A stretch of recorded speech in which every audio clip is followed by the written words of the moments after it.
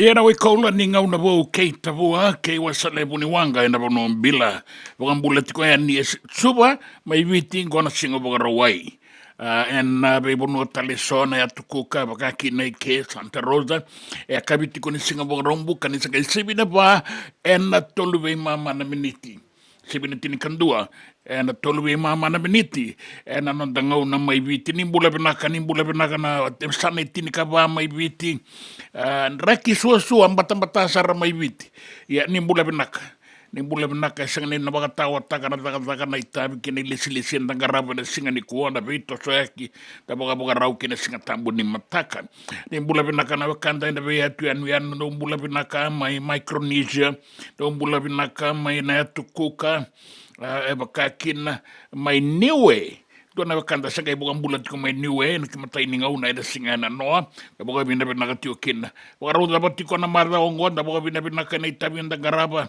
binaka lebu na ilesi eso era bingarabi tiko kina na wakanda na ibonua era kadibi kina binaka lebu na dakana bitambana baga matani tu ke muni na ran rabaki tamada nyo visa kemuni na garaba na bonua di be bondon taki na matai walu ni nonda bonua binaka lebu na beito sa kisabo ka binaka lebu tiko ngabi kemuni ena no moni beito ko ni kena no moni sema tiko mai ena Radio Bulan Dua Vata San Francisco kena nonda bata ni Kauti Kenda bata mai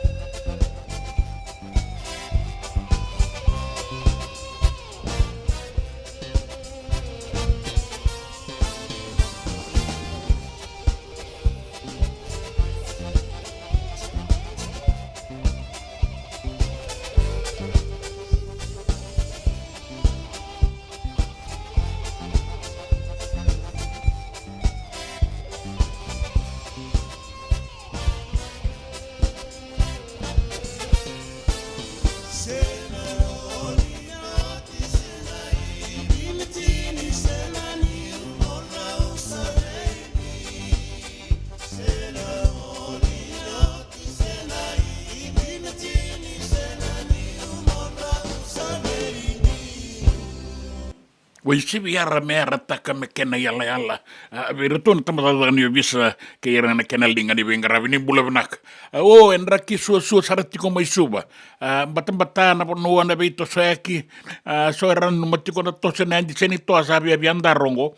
Ndari de manda ndena ngai rongo dana keni tala noa. Una no manga mo duru tako sama dangai ke en nanda bata en singa indai me ubari tangani ke na madala ningito mai teu fiber pa ken due taronga tiko mai asang bagani sarapa serongo nang gitongo na kabi na noa na nondanga una viti abo rombuka singa waroi tiko nikua ra sarapa ibunga rangoleani mai na anu waturanga tonga merlai sarapa nang gitongo sandende rongele sota tale na dona balata ki bonua na timini bonua rua tonga batake viti na bonua wewe kani ya na kena madalango kena madalango 5 na kai rawata na timini viti na Fiji Water Flying Fijians kini kadiwa rato rawata na itau keni rara na ikalitahi gito mbulang gito binaka ke arawa nito sa dakatala na kai keviti rato asang gito tiko nga na lewe tini kaba ni sa bakatala itum bayan dua na matay nga ni bay mama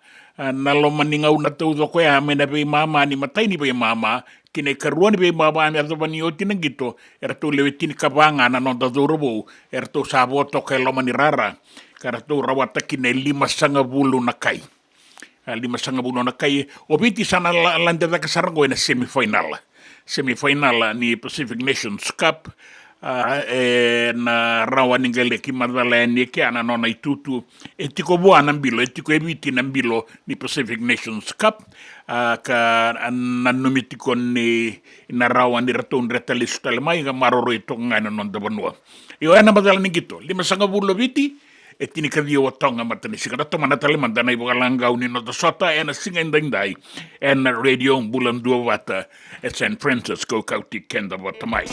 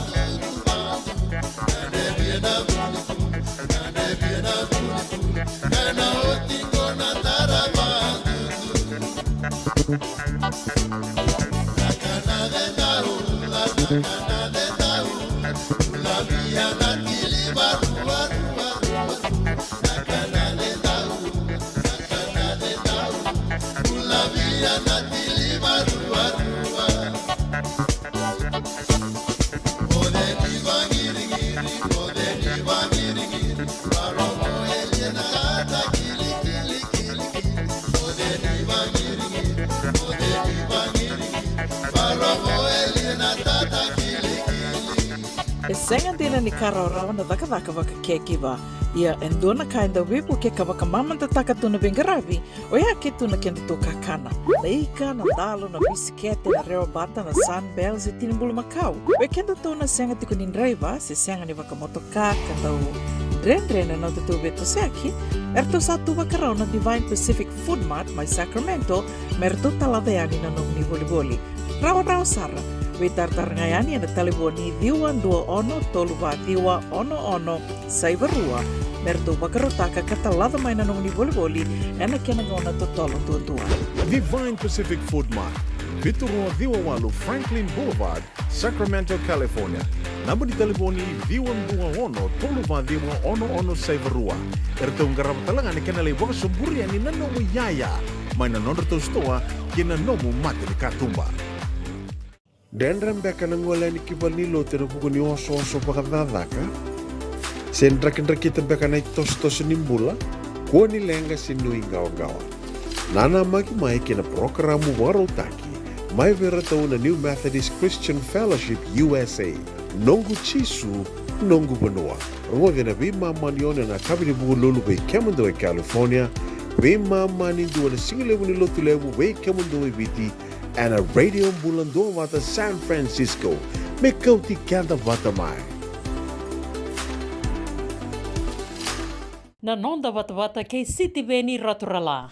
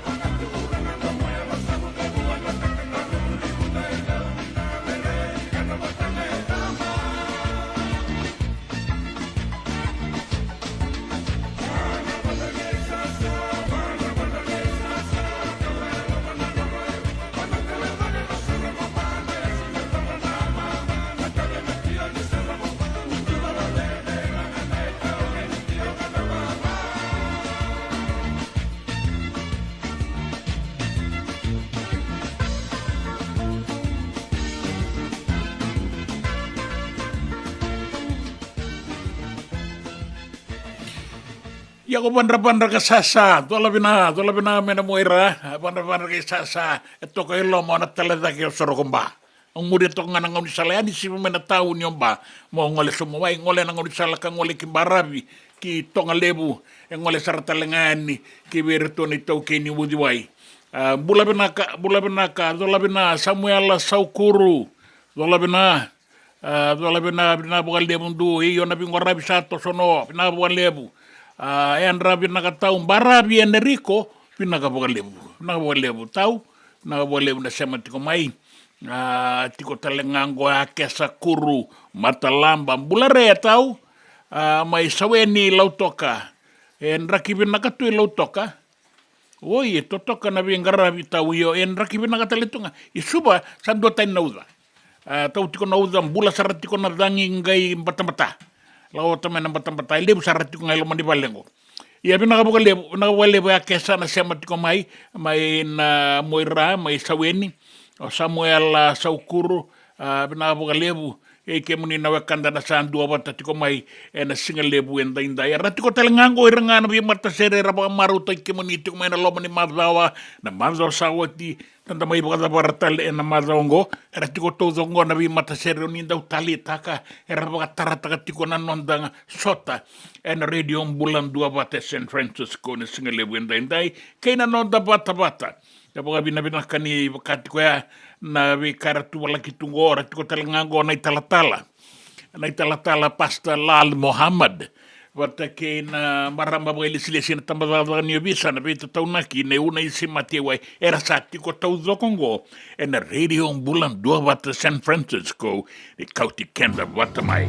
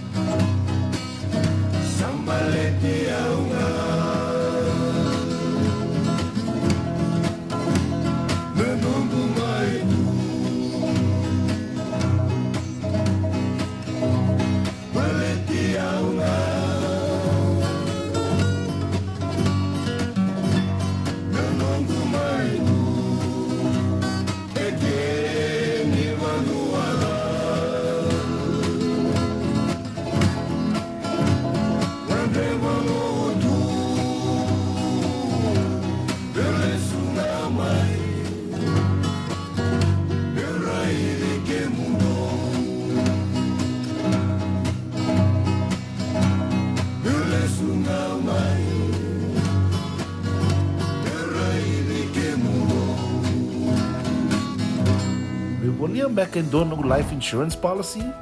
Nakakil ni tuta na katil kami tu ni kostita na 2022 o sagir ta kasarabiri ni tauna kami ngaya kila maga ngaya salah ko mana check sengat tali ni pera sengat sarangan ni pera palilai in time saranga mai so ang kali wala ka tala tunda wala ko tunggo o saya lo dengo pamilaksa Iyo, o yasar nga na buna, rau sara, sa tiko na pepa se senga, bula binaka se tobi mate, kambani duan nga kana soma may na claim na lom ni rosa nga bulu kavana ua kayada na lenga, nisa yambaki rowo tina policy. Text mai kina wasa walu ba dua, tolu walu lima ena kena ituku matai lalai. O ya na wasa walu ba dua, tolu walu lima. Doyan Robin na raman na ita.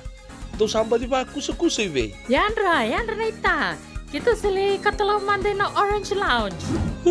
Maleka. Kura san ba di kata-kata pinakasarto nga toboy, siyang pambakaw. Gay way dala tu kinambata.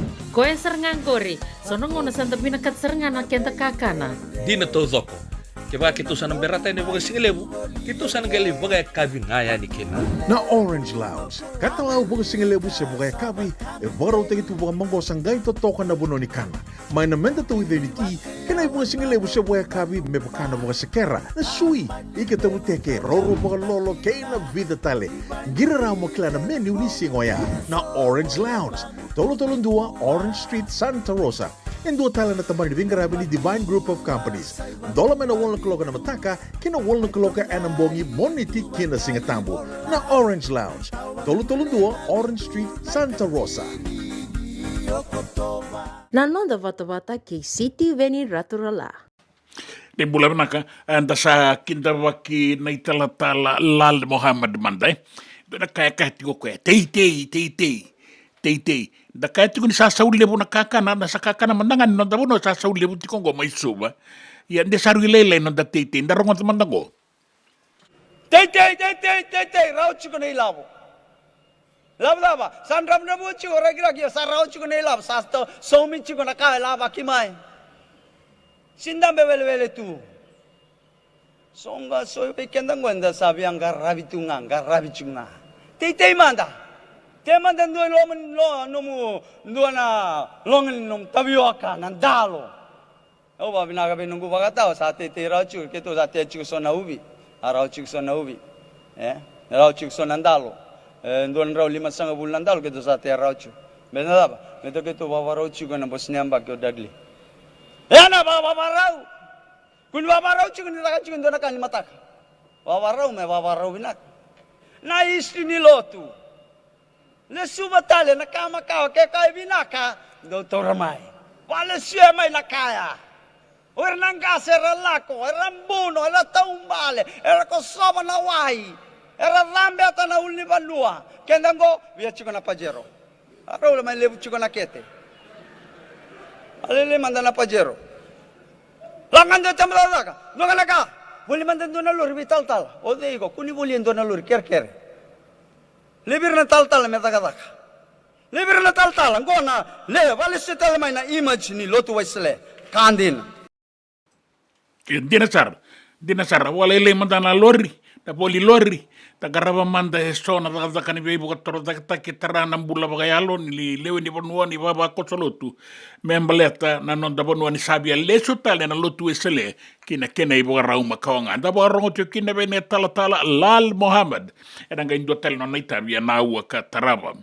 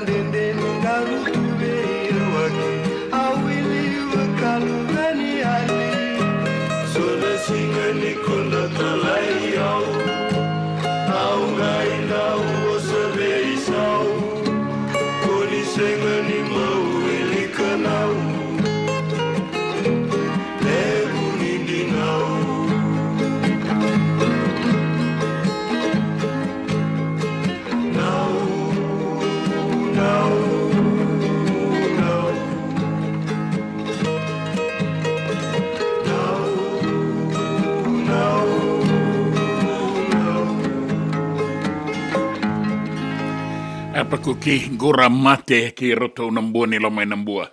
Ai sere ki nau ni kinta bagi tele tunga kina na maramatinanda. Na singa lewe ndai ki oni boga rongo tiko mai viti ene. Sana tini ka wabe bono ni dakadaka tiko ni vanga lala sena nonda be koronga boga viti na dua bata tiko mai kina. Ta sema tiko kina ena radio umbulan dua bata na singa lewe ndai.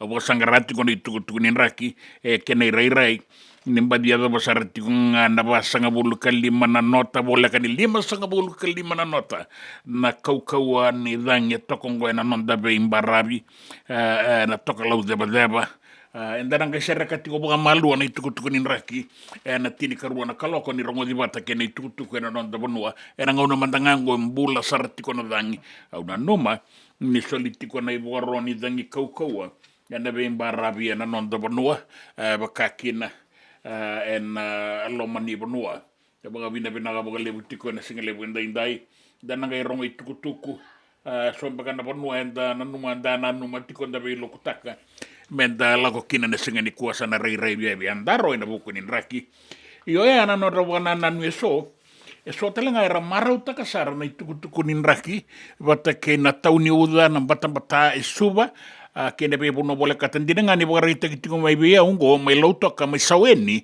en raki mama da bina kasarati ko no moi rani non da bonua ya ngona esa sangai suba rando tuko na tunan raki ni andi senitoa ninga me da bana andi senitoa sa ambisa talenga kina na kenauda we reso era na maruta kambaleta ni sa laile sarati ko sandreka na iboga soni wa yebunga kanda rongo da tiko na madongo na lenga sabia trai resto na bekanda sa rui leila ina wa yetiko na kena iboga so karoni boga non royani sana bebu ke kina boga lebu na tauni uda ena korturanga suba ena singa ndai Tapaka rongo tiko ena no tabata. Da naga rongo dana tuku ena no tabanua na bea sai burubura na tuku ni geto kinan raki ana tini karua na kaloko e ke mni na bia ka tiko moni kilana madal ni geto mai teu faiva pa kamai no kualofa ena kabisinga na noa e anganga na non da timini vanua na Fiji Water Flying Fijian sana kai 5 sangabulu ka tini kadrua tini kalima tini kadiwa tini kadiwa na timini i kalitahi ni tonga matanisinga e na singa na noa duna wa lebu na no ni sema tiko mai gona no da vata and the rongol tiu kine de singa lebu ni koa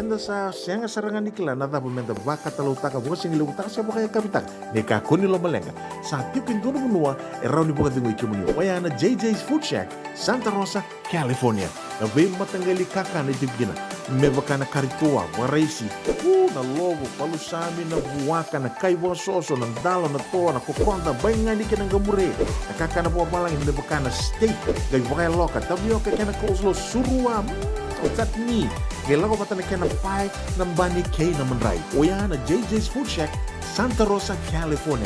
Erang sarang ano direct message virto, giri nga kina bitu sa iba bitu, tolo dio tolo duo limono, se, o nga wali sarang ali tumiko may nanomota, na dio mali Billy Street. O yan Santa Rosa, California. Erang talang nga nirito ulit dilibot na kanin na kemo katalo wasing lebo sa mga kabi, yan may Santa Rosa, Kinavato. JJ's Food Shack, Santa Rosa, California. Me volia back in dono ngu life insurance policy? Nakakil ni tutana katil kabitu ni okostita na 2022 o sagir ta kasarabiri ni tauna. Kabi nga ya kila maga nga ya sala ko mana check. Sengat tali ni impera, sengat sarangan ni impera palinlay. In time sarangan mai. So ang kaliwara ka tala tuntawara ko. Kuwertongko. O sayang ko dengo pamilaksa. Iyo. O yasar nga na buna, rau sara, sa tiko na pepa se senga, bula binaka se tobi mate, kambani duan nga ka na soma may na claim na lom ni rosa nga bulu kabana ua kayada na lenga, nisa yang baki rowo tina policy. Text mai kina wasa walu ba dua, tolu walu lima ena kena ituku matai lalai. O ya na wasa walu ba dua, tolu walu lima. Doyan Robin na ramaraman na ita. Do samba di ba kusa iwe? Yandra na ita. Kita sili katalaw mande na Orange Lounge. Maleka. Warasan ba di kata-kata pinakasar tu nga toboy, simpang bakaw. Ngay way dala tu kinambat. Koe serangan kori. Sono ngona santa pinakat serangan na kenta kakana. Di na to zoko. Kaya kita sana berata ini bagai singlebu, kita sana gali bagai kabi ngaya ni kena. Na Orange Lounge, katalaw bagai singlebu sa bagai kabi, baraw tayo ito bagai manggosang gayon totokan na buno ni kana. May namenda to identity, kena bagai singlebu sa bagai kabi, may bakana bagai sekera, na sui, ikatabu teke, roro bagai lolo, kaya na vida tale. Giraraw mo kila na menu ni singoya, na Orange Lounge, tolo-tolong dua, Orange Street, Santa Rosa. And dua tala na tamang nibingarabi ni Divine Group of Companies. Dola may na wala kaloka na mataka, kina wala kaloka anambongi moniti kina singatambo na Orange Lounge. Tolo-tolong dua, Orange Street, Santa Rosa. Binaka wakalevo ng daw sema tikumay. Binaka wakalevo ng daw aseti ko na nonda to vata na Radio Mbulando Vata San Francisco may kautikan daw vatamay. And the sabo wala kasar niya daw yan ni nawalu sa ngabulo ng dolo na kende wili ni matabu vale na Radio Mbulando Vata. Iya, wili sar me vakatoto vatataki kina kende wili na ngwanito kay NOV sa pura-pura. Do na like, do na share, subscribe talaga Mike na Radio Mbulando Vata and na YouTube. Radio Mbulando Vata San Francisco, Mekoti Kenda Batamay.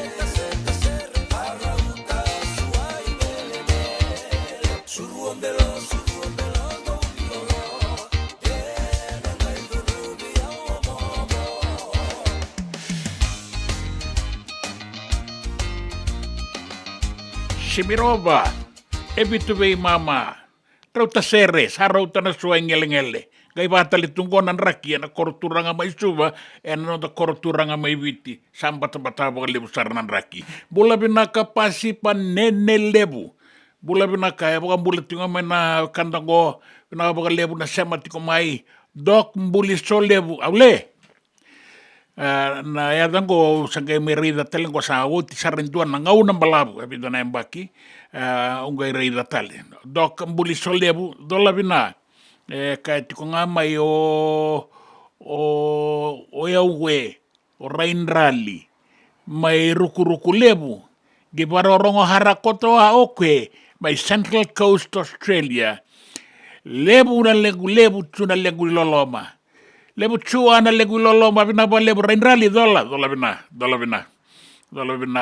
Na basu i loma ibuna, bula maleka, Vili ame balai na yada, bula sia mai matai labase na poindi.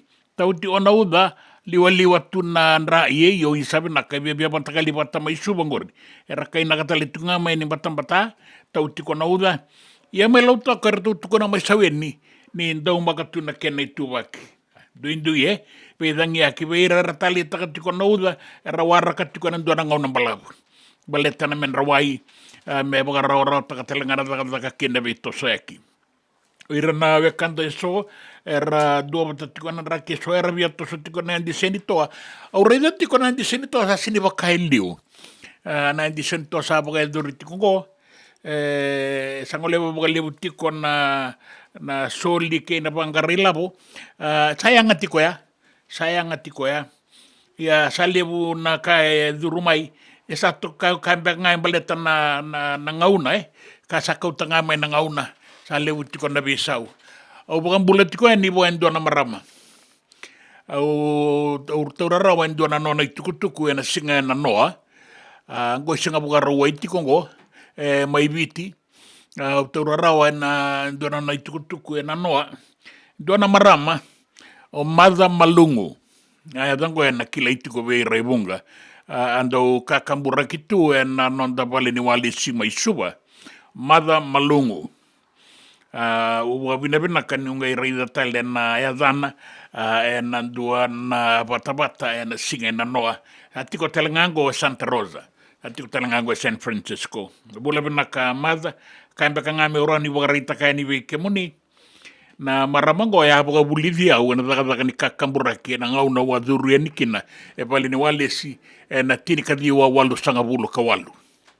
na nongonga sinibuli na maramango madha malungu maramambuli sai toka nga tolo maresa ia dowi baka tabuli divinak and deu sini rongo tali na kabe kaimbaleti ko unga kelati ko ngoni satiko talenga Santa Rosa San Francisco.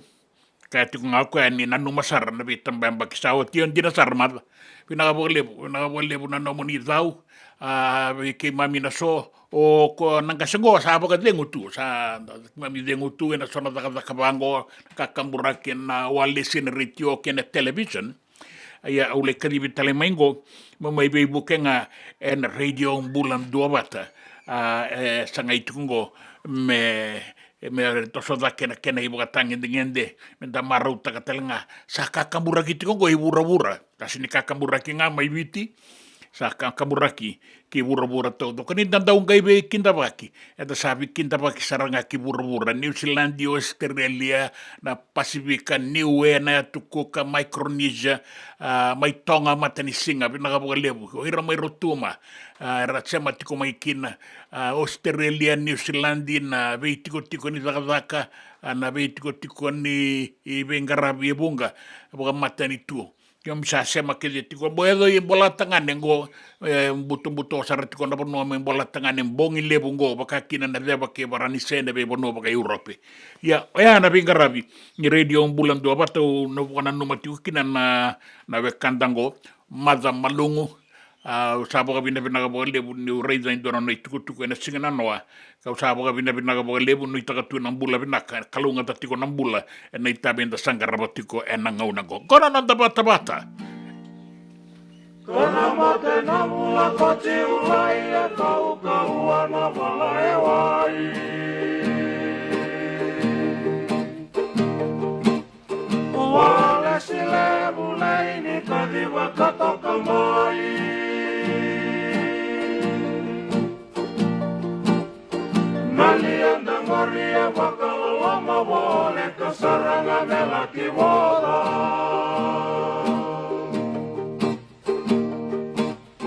Ruana wetana rausa ya limoni rongoda.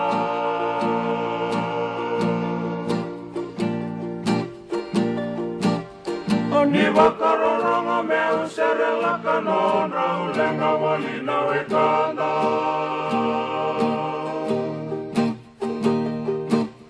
Orau bala bali ela mani wasa wasa.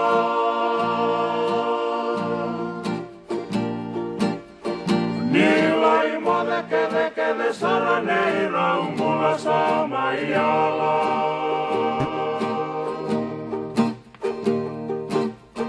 Kei rausana le sultale veita manda.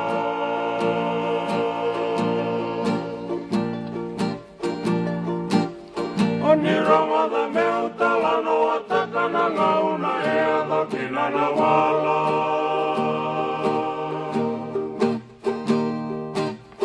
Nana tau wala keina wangani tia wana.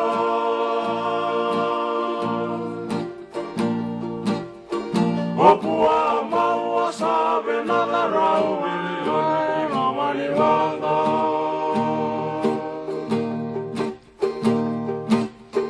Gana kaile mulai ni rau lai wanataka.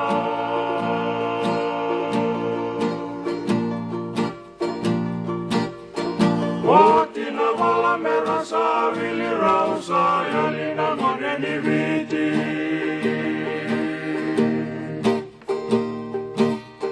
Ramakalala kulai me vida na miniti.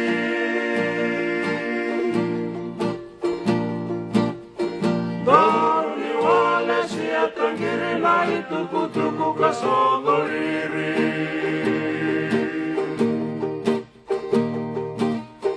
Wale sitati mai meti laia viti.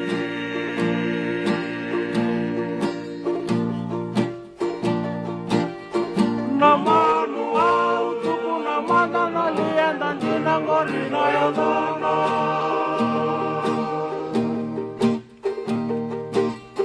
Raumala keina manu ani tiawana.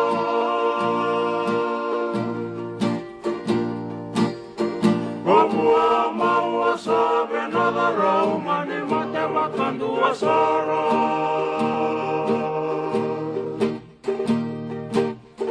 Raudi makota ena ya kaivi tilarama.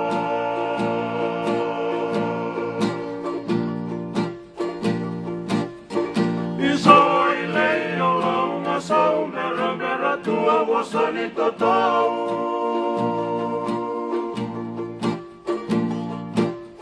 Senga ni rau wala veiti na rau.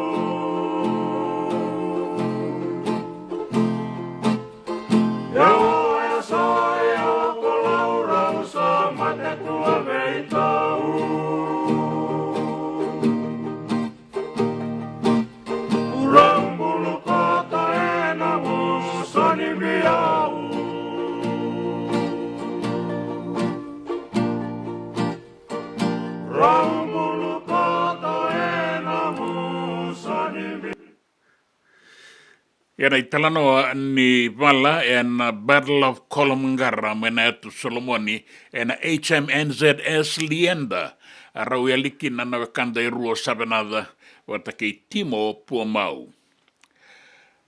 Da sana bororongo ena ngaunango buana nanda tau ni basala mena tamadagagan ni visa.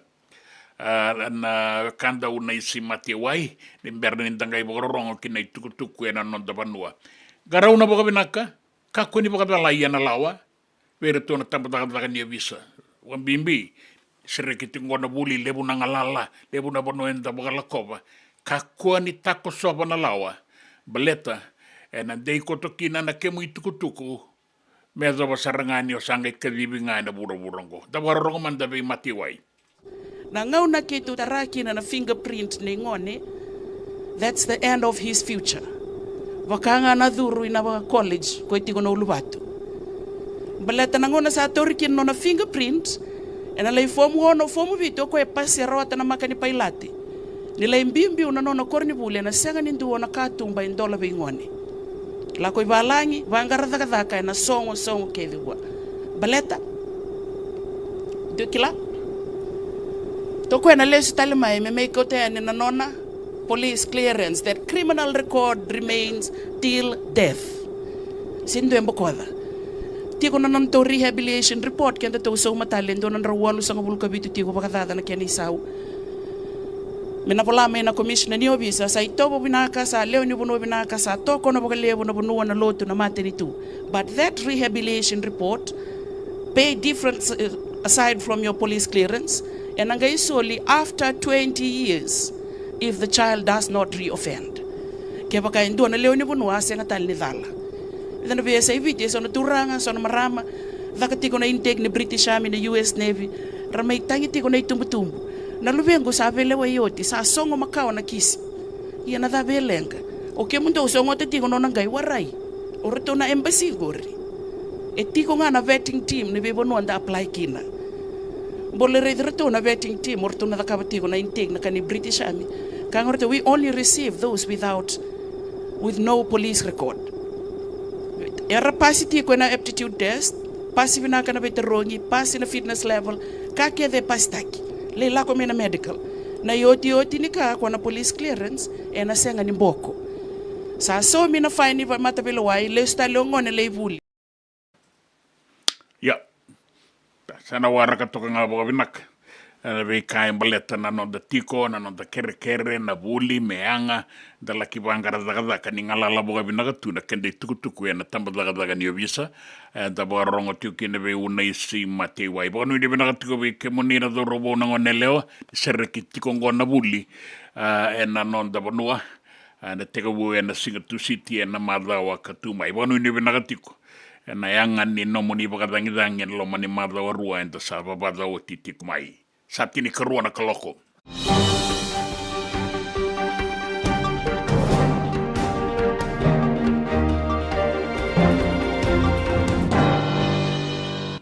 E na buku ni bela de lerdavi ka yardo na tambana ni be banganga ni matani tu na faikek ke na lesi ni komisina bo sanga ibang matata tagamay si Romi Turangan na minister ni matabelewai ni sa matata bagabinaka na beile siwo embaleti Barbara Mali o kaya kasana laki beliutaki na tambana ni be banganga ingo ka sa ngalala bagabinaka na nona ilesi may be rato na electoral commission kaya ka lesi kaya ni kina faikek e kana minister si Romi Turanga ni Mali e a kere talengaya ni watake reso kina itutu ni beliutaki na faikek ya sama ni dingitaki sa lesikina o Barbara Mali ka muria saranga boka binaka na iboka rau ni belesi na itutungo kani rarau e ka siromi ni ya la kibesu o Barbara Mali ene matainganisinga ni nona dakadaka kaya na minister ni kilabe nakatiko na be kaya yado batake na lewa ni Francis Pulewa yoko ya kabeli utakitiko iliu me duanda be bangangai membaleti Barbara Mali batake na ngaunisala ya muri me lesiki na kina itutu ni beli utaki satiko kina indai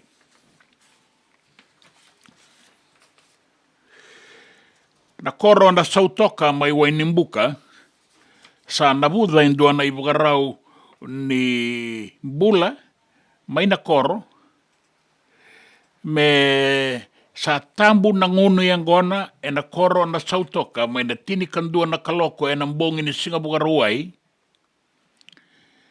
me arzawa na singa tambu tau doko ke na matai ni marawa ni beibula tiki na goe bugarita ka na iliu ni matambo selebu bugaturang. Nabuni ke na tau na lewango, may na sautoka mera ni bugalebuta ka na non rangauna na beibuba le mera tiko kina bakaira e na non rin tiko. Karangaraba kina na bei kain baleta na bubale. Saru ilailai na ngauna ni bubale ni rasaya litiko na leo ni bubale na bunga na ngauna ndondono meratiko kina e vale. Na iliuliu ni matambose lebu boga turanga Ratu William Serubakula turanga telenga mai na korona sautoka ka sana budiki na ndo na ibugarau ni mbulango ni bugatatambu membaleta na ngunubi ni angona ni viti na singa bugarau ai melaki adoba na singa tambu merao ni bugambala butaka ka bugalia butaka na ngauna ni nonda tiko bugamata bubale bugaritaka ni sa lailai na nonda kawaita kana nonda matabuba leo kwa sa ambasi katiko kina lebu na lenga veira na lubenda na ngaunango kana beibu ke boga lebu na nonda boga lebu ta kana nonda ngauna ni tiko boga matabuba le tapi bo sakitaka kina na be kayanga na buli pota kina daka kina itabi tu mengarabi na bubale kanu itaka tiko ni nabunga tale na matabubale ramuria na be ka sana bujingo mai na sautoka kina gito na noa roa sotakina na ikalitahi ni tonga matani singa mai na teu Fiver Park mai no Kualofa watakina timi ni bonua eviti the Fiji Water Flying Fijians na katolo ni waboki ni sota ni Pacific Nations Cup rato amaru takatalenga na nonda do robo na leo ni timi na sigani sudu na kapitani Tevita Ikanivere rato anganga kina na nonda do robo ka taura kina na idobini ndaungito wasibindondo o Ikanivere na nonda to anganga ngo mai tonga na kabia na noa rato tambakara o vitu rato tambaka boga vitu na polo na dorobo i tau kei ni viti na sotango. Rato ambau rawata na kai kei viti o Eliada na kai vata Iosefo Masi tambaka bagarua Melindera na langi inia tambua bou ka rato bagarita ka ni sangai tika bunga na matay ni tini na miniti sa tambaka o tibaga tolu viti na polo na kenra to kai asaba talai kitumbo ya Andrea Dorbangi embaleta endua na bebesu sangani botrai bolawa arato sama ilewe tini kaba to kono do robo e baka to ko ya me do sarangan ni utinangito o tonga tambaga boga tolu na kenra to ka arato rawata kina na kai tini kadiwa ena be mama rawata toko viti rusanga bulu kaono katini kadiwa o tonga kini mbale na ikalitahi sangani rawata endo na kena ene karua ni be mama na nonda mata ka ngito tikongo me balata ki kenda en nonda sota na bebenga ta en sota ka boga eduriti ko mai baranise ya poroka na isau ni Oceania en na virita ki kambi mai Parisi ka virita ka roki na en diwa poindin dua diwa na mita e bogarita ki telenga mai ni na Maramongo na imbili watu ni solo e rawata na metali koula en anonra sota na marama ka sa bogarita ki mai kina ni salai rawata toka na vitu sanga bulu ka vitu poindi vitu lima na poindi en sota ka bogaidoriti kongo ya sabi da tali tiko nga na idobi sambo rawata en non gito en da be sai burabura bakakina en non da banua rawata en doana metali barasa en sota ni be matani tu peritandi en ruang dolu rua sanga vulkarua na Commonwealth Games mai Engilandi kira be sai burabura sana be lewa o Hunter Biden. O Hunter Biden na lube President Joe Biden, presidenti na iliulio ni matanitu mai mereke, sana velewa ini kua. E velewa ini sangani sauma na nona i wakadabadaba. Ia e wakaritaki mai ni ala kitaka na mata velewai na vimbeita kioia kaina kini asa sauma o koe 2.2 milioni ng dola ni mereke na nona i wakadabadaba. Ka wakaritaki mai ni na nona leveti ko na sauma ni wakadabadaba ngwa sa wakabuna nona velewai na rao ni dhuruki na ibal ni vevesu keba ka e wakandina taki na dhala e mbeita kikina. Na turanga ko na luwe Joe Biden sa wakadalay talenga wakabunga en wakayanga taki sibia ni ang kona ni balangi watake na wainganga ni bebo mateni taki na rauta toka endo na bula taudok balabu ni ngauna ni bele waingo sa soti ni bele wai rawa baleta na lebu ni labo endon me asauma ena nona ibo kadabadaba ka sambi taki oti talengakina ka durukina e bale ni beibesu ena nona taukena bagailoa na yarangi ya okoengo na bele wai nanumi ni rawa ni na tini talekina iloma na turangago. Daronga da tiungori kemni na turanga kena marama na itukutuku ni vea sai vurvura ka da bangoleti o kina nanon da baganan na nganungo kina nraki na no da banua ke na nraki semberamai ebiti ke rotuma. Sande ito ka nga na iwagaroni dangi kau membaleta na non da banua ebiti. Me tika buyan yan na barabi kautayan ni kinaloma ni banua na tokalau ke ebiti lebu. Na yatu yasawa, na yatu lau, na yatu loma ebiti o kandabu. Vata ke na bayan yanu lalai wale kata mai tabe uni, mai dikombia ke nangele lebu. Na tokalau ke maduata, na deba ke mbua, na barabi ke da kaunrove. Na tauna uda kana yado saratiko yani nanraki suango ki nambarabi ke raki na sanora ebiti lebu bagarita kitiko mai ni deito kana iwaroni dangi na deba ke ebiti lebu o kakino mbenga o watulele o kandabu ke na bianu anu bolekata na sana olau medoba na bongi lebu indai koto enduana ibata kile malu nga nin raki mamada ka buna tiko ng bulan ni dangi tokalau deba na ngaunango ya na uko na loa kana tau na uda medoba na bongi lebu indai na non deba noa na tau banga una na uda na deba ke na tokalau ke biti lebu na tia sawa lau lo mai biti kandabu ke na be anu bole kata mai tabe uni o dekombia ke nangele lebu e bakakina na liwati kona tokalau deba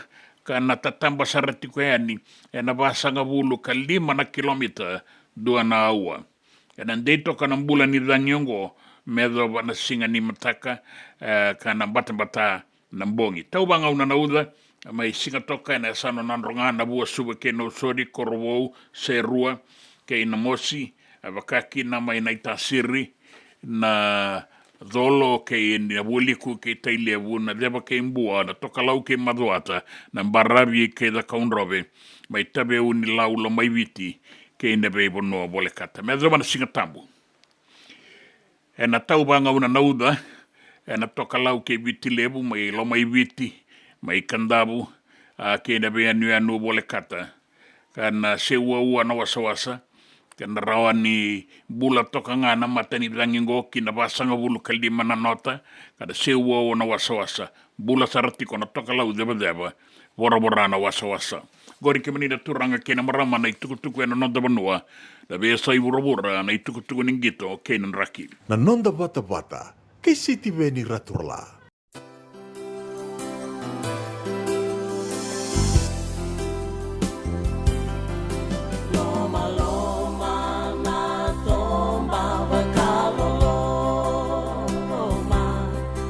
Iko kina na vei matanggali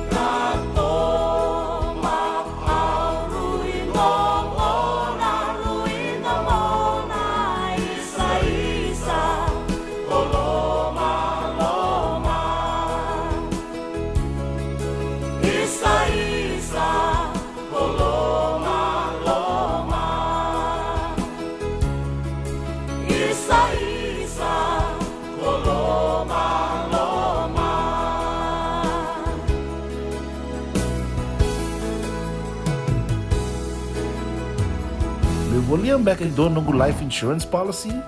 Laka kira ni tutana katil kabitu ni okostita na 2022 o sangir takasara biri ni tauna. Kami ngaya kira maga ngaya salah ko mana check. Sangat tali ni biara, sangat sarangan ni biara paling lain.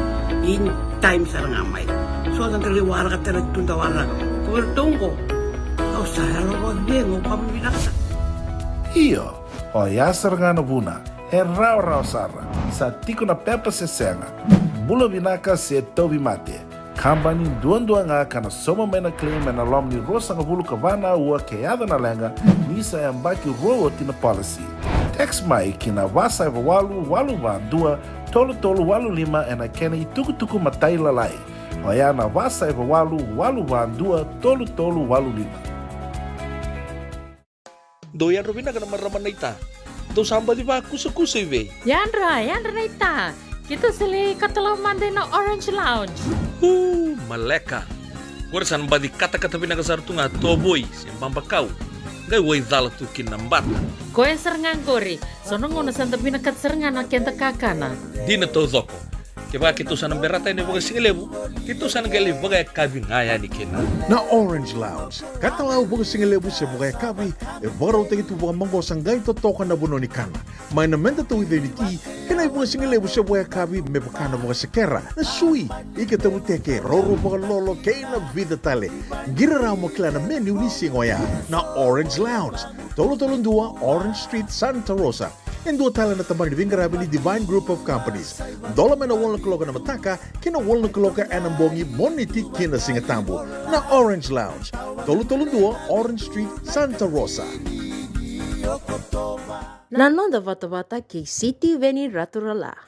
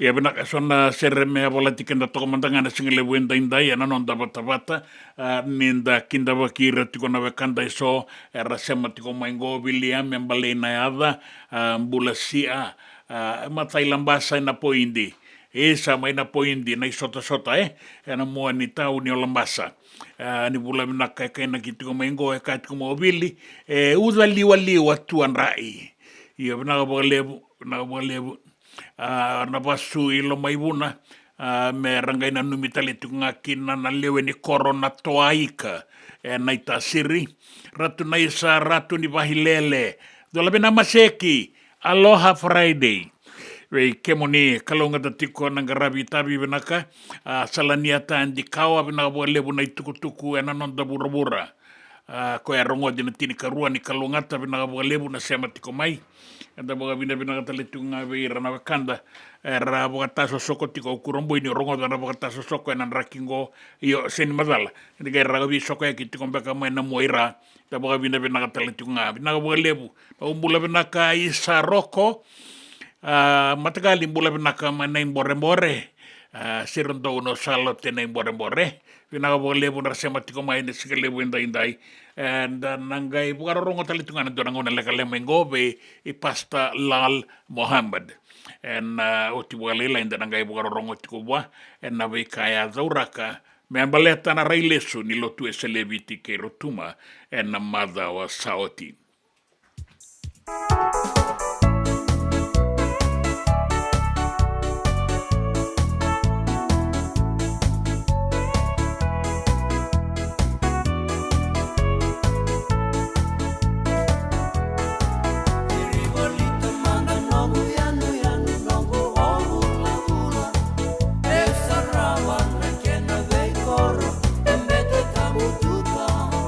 Vai cambu ena mama toka lau, kei sinu wa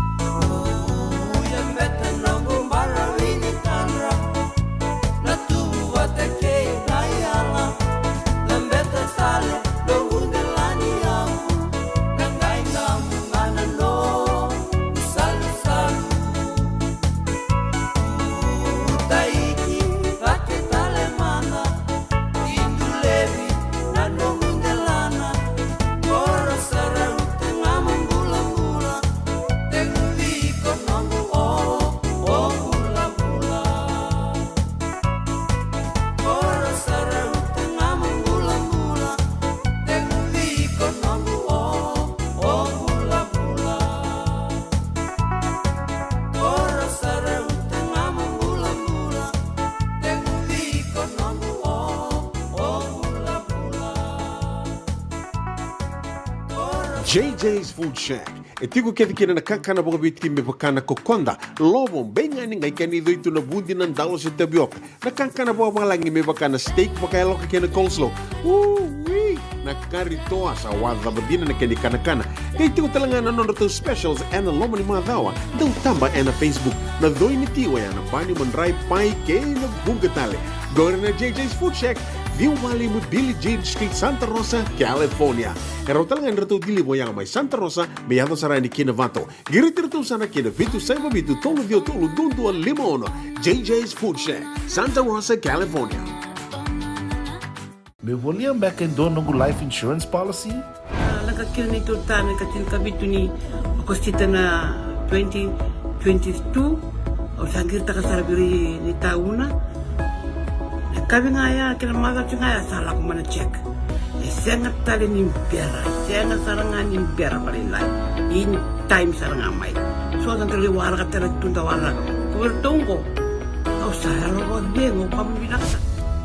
Iyo, o ya sarangana buna, rau sara, sa tiko na pepa se senga. Bula binaka se tobi mate. Kambani duan nga kana soma mena claim na lom ni rosa nga bulu kavana ua keada na lenga nisa ya mbaki roa tina policy. Text mai kina wasa eva walu van dua tolu walu lima ena kena ituku matai lalai. Hoya na wasa eva walu van dua tolu walu lima. Doyan Robina kana maraman na ita. Do samba di ba kusa iwe. Yandra na ita. Kita sili katalaw mande na Orange Lounge. Maleka. Warasan badi kata-kata pinagasar tu nga toboy simbang bakaw. Ngay way dala tu kinambat. Koe serengan kori. Sono ngona santa pinakat serengan na kenta kakana. Di na to zoko. Kaya kita sana berata ini bagai singelebu. Kita sana gali bagai kabi ngaya ni kena. Na Orange Lounge. Katalau bagai singelebu siya bagai kabi. E baro tagi tu bagai manggo sanggay to toka na buno ni kana. May namenda to identity. Kenai bagai singelebu siya bagai kabi. Me bakana bagai sekera. Na sui. Ika tabu teke. Roro bagai lolo. Kaya na vida tale. Gira ramo kila na menu ni singoya. Na Orange Lounge. Tolo-tolong dua Orange Street, Santa Rosa. Yang dua tala na tamari ni Vingarabi ni Divine Group of Companies. Dola mena wala kaloka na mataka, kina wala kaloka anambongi moniti kina singatambo. Na Orange Lounge. Tolo-tolong dua Orange Street, Santa Rosa. Na nonda wata kay City Beni Raturala. Kau na daban beka, enda nanga inreta kina na itutubi. Menda bakadeng. Kaya ko na italatala Lal Muhammad, kinta sabo ka din usarang nga ng kasinilo to sangga isuli nung day tutubi. Tarong sa mantanggo. Nung di ko may singo to kasi bata nakatagabeo ang kasi Lucas na tagabea. Lako. Okay, chiko na ben sindo Vandenberrio. Lako, basang ka na numungon sa lako, lebesiko. Mongi se singa. Kata-kata na singa se liwa may nataba. Se tau na uda. Oy ko mola ko chiko na. Kendang ko, tau nga bangko na uda sa tutubi. Na tutubi ngay soli nga ngonum retirement. Kuwaro teman na tutubi. Praise the Lord. Ya. Zakaba na inaki ni kalau. At tumala ka may nakalaw na ka. Menda daga. Lebala siya may nakango. Araw ta na bula pa wele-wele. Tamatang ando ba wele-wele sindo daga. Tugin nga. Do daga. Nalingay sindo daga. Enan ramdrabua. Nasyang bawi kundo ng buliman ray. Napanikya kemanda ni sinrawi ko. Kito may law, kito kilachungan na panikeke. Naka. Ya, orto may law, orto kilachungan na panikeke. Orto na isundaya, may bonong malabo. Kaya ba binabinakabualibu, wene talatala Lal Muhammad. O baka ratalitungan, ni Masasakarayavuki, may Sydney. Binakabualibu, basta na sematikumay. Binakabualibu, na singalebu, and inday. Da be baka maru takitiko ka dalang serre da warong taltunga sona iba sala sona bolembole da rongo da batakaitiko en na mataka en dai do na serre ai baka langau ngani sota keni tukutuko ni talatala.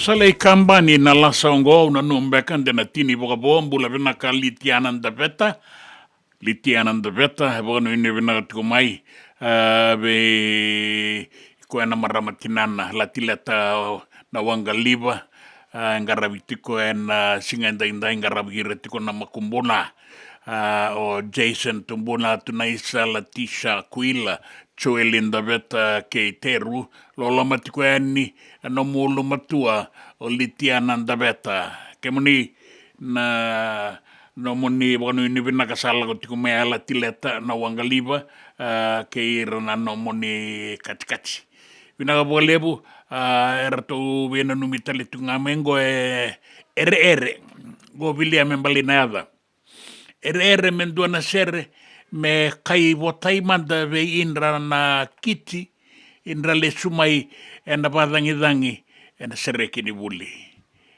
vina ka bolebu na bono ini vina ka tiko mai Mbalinada rasa boga roto mani viro na buli e bitana iba sala ko tiko eni maneta mata ni bisa ningai boka wei takatok vina ka bolebu na sema tiko mai na singa lebu indai me raoni da bebu ke tiko kinan sa liuki na sautoka e duana e boga rowo so era sana buda makau tiko mai sa singa boga rowengo mai viti e nambongi ni kua mai viti gai tini kandua na kaloko sa awa tina ngone ngona tambunin dua na ngone ngona gai tiko ni sa awa tini kandua singa tambu tau doko ni mataka sanga ni dua na ngone ngona e na baka tiko e na bebu la bou dua tau doko na madao ka kuni laka na ngone ngona me rauni bukenga na non da baka doko taki kenda e na non da itiko ke na non da vale pen rabira toka na luvenda maka kuana la obaga be Italia de soy maboa so talenga erna la ki boga la yende be muri pina boga le busar da sar mo tiko e bunga nei boga sala binaka nei tuku na non da bonua na be sai burabura ke na sasanga ni mbose le boga turanga ka sala ki te bungo en non ra sasanga na leoni koro na sautoka mai wai ni mbuka da boga bina tio kina boga lebu na boga lebu na nomuni sama tiko mai na singa lebu enda indai enda waraka tale na tuku ena duana kaloko ena be sai burabura ni na noba so li tiko na boga roni dangi kaua ena iduru ni wanga ena non da banua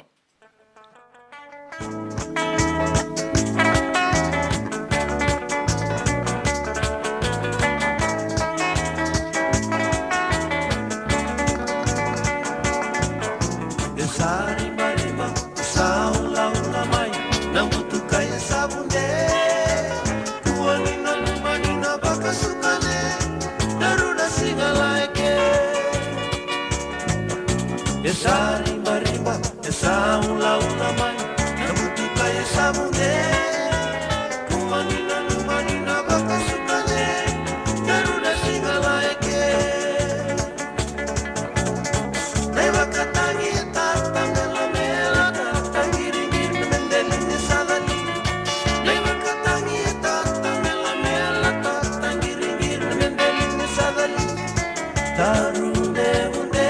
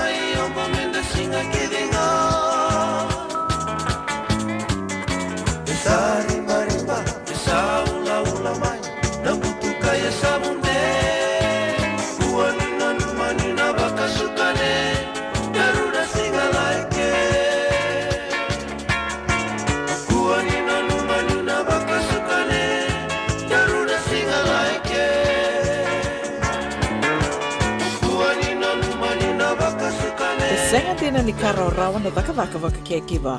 Ia endona ka enda wipu ke ka wakamamanta taka tuna bengaravi o ia ke tuna kenda tō kakana. Na ika, na dalo, na bisikete, na reo bata, na sunbells e tinimbulu makau. We kenda tō na senga tiko ni nreiva, se senga ni wakamotoka, kandau Dren na te beto seaki, erto satu wakarau na Divine Pacific Food Mart mai Sacramento, merto talaveani na nung ni voliboli. Rao sara, we tartarangayani na taliboni diwa ndua ono, toluwa diwa ono, saivarua, merto wakarotaka katalada mai na nung ni voliboli, ena kenangona to tolo tua. Divine Pacific Food Mart, Vitorua Viwawalu Franklin Boulevard, Sacramento, California. Namba di telefoni Viwan Dua Ono, Toluva Diwa Ono Saivarua. Erto ngarapatalanga ni kanale waka sumburi ani nanomu yaya. Mai na nonderto stoa, kina nomu mate ni katumba.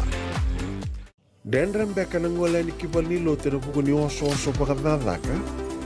Sen drakin-drakita beka na itos nimbula, kuo ni lenga sinui gawa-gawa. Nana mai kina programa warotaki, mai vera tau na New Methodist Christian Fellowship USA. Nongu Chisu, Nongu Banua. Rua na vima manione na kabini buku lulu bei Kemando e California, vima mani dua na singilewu ni lotu lewu bei Kemando e Viti, and a radio bulando vata San Francisco, me kauti kanta vata mai. E na muna ngau na lewu ni nondo so enda sa senga sarangan nikla na dabu menda vaka talau taka buka singilewu taka sa bukaya kapitang, ne kakuni lo malenga. Sa tipin dono munua e rauni buka dingo ikimuni waya na JJ's Food Shack, Santa Rosa, California. Na vei matangali kaka na tibgina, me baka na karitoa, waraisi, na logo, palusami, na buwaka, na kaiwa soso, na dalo, na toa, na kukonda, bayangani ka ng gamure. Na kaka na buwa malang, me baka na steak, gay wakay loka, tabioka ka na kauslo, surua, o tatni. Kailan ko bata na kaya na pie ng bani kay na manray. O yan na JJ's Food Shack, Santa Rosa, California. E raw sarang ano direct message virto, giri nga kina vitu sa iba vitu, tolo duon limono, se, o nga wali sarang alito miko may nanomota, e na dio volume Billy Street, o yan e Santa Rosa, California. E raw talang ani rito ulit dilibata kayo na kaya mukatalawa sing lebo sa mga kabin, yan may Santa Rosa, Kinavato. JJ's Food Shack, Santa Rosa, California. Nanonda wata-wata kay Sitiveni Raturala.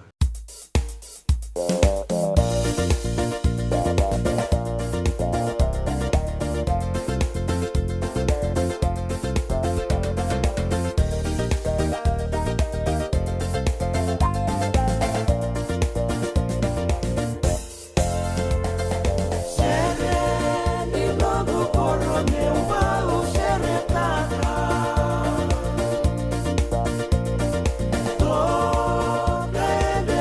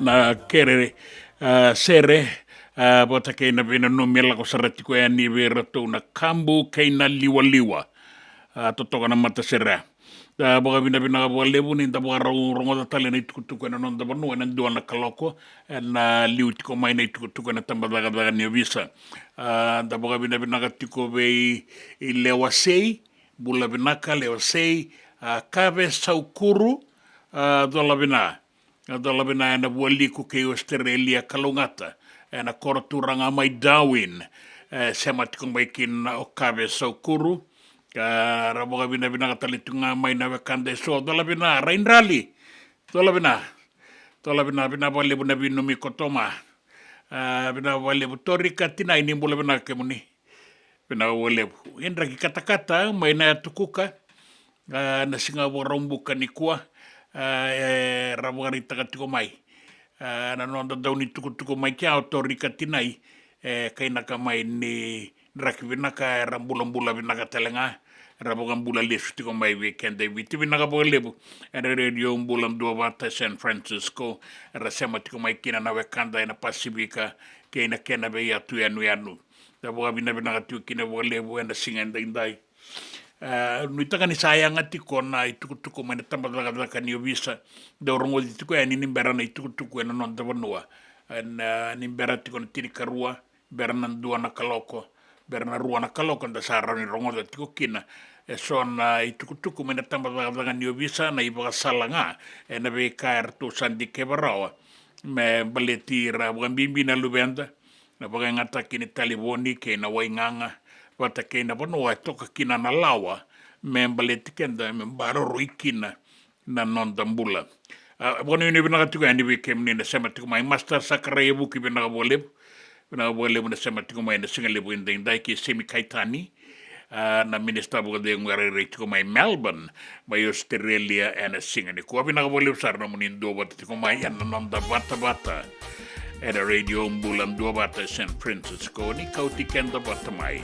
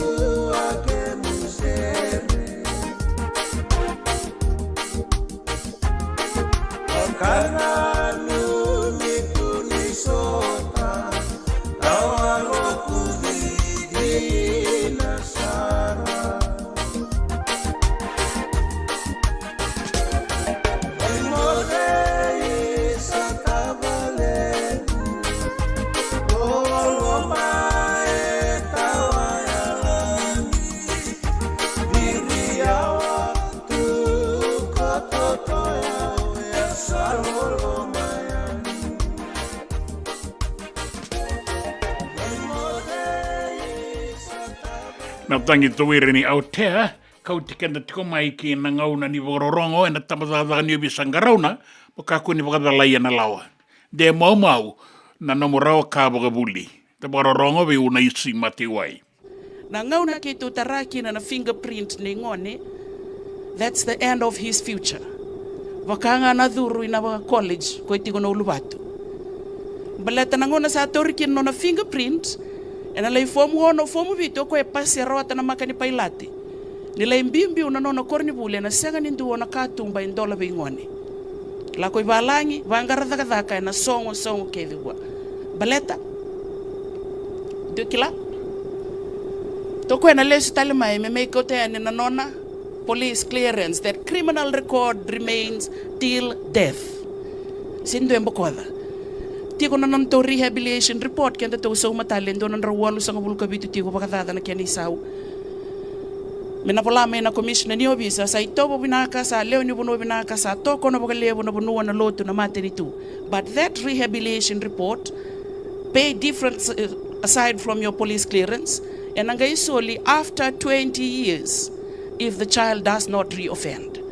Kaya baka ndo na leo ni bunuan sa ngatal ni dhala. Then be sa video so na turanga so na marama dakati ko na intake ni British Army na US Navy ramay tangiti ko na itumbutumbu na lubengo sa belewa yoti sa songo makao na kisi iya na dabelenga okay mundo so ngote tiko no nangai warai orito na embassy gori etiko nga na vetting team ni bebo no anda apply kina bolere dito na vetting team orito na dakabati ko na intake na kani British Army kangorto we only receive those with no police record. Era pasiti ko na aptitude test, pasi vina ka na veterongi, pasi na fitness level, kake de pastaki. Leila ko na medical. Na yoti ni ka ko na police clearance, e na senga ni mboko. Sa so mi na fine va matabelo wai, le sta longo na leivuli. Kesa bakawya, da sana gangara uni saranga menda yan raba bobina kana non rambula na luvenda, me ka ko ni nduka, ka ko ni tao, na itukutuku mai na tamba daga ni obisa baleta ni kambimbi na no laking daga di sawoti ke de saranga boga binaka na itabi rangaraba ke na buli dai boga tangin dengan de saredake sangale kitao ni sanga daga sanga ibiti sanga talenga mai Australia ke New Zealand do Amerika sanga ni rawa di raboga duru menen duan daga baleta na kenra itukutuku boga lawa na tamba daga ni obisa. Kuna boleh pun anon daen rabat tiko na tikino ya, ninta boga rorongo tio kine na singale buenda indai sandua na kaloko.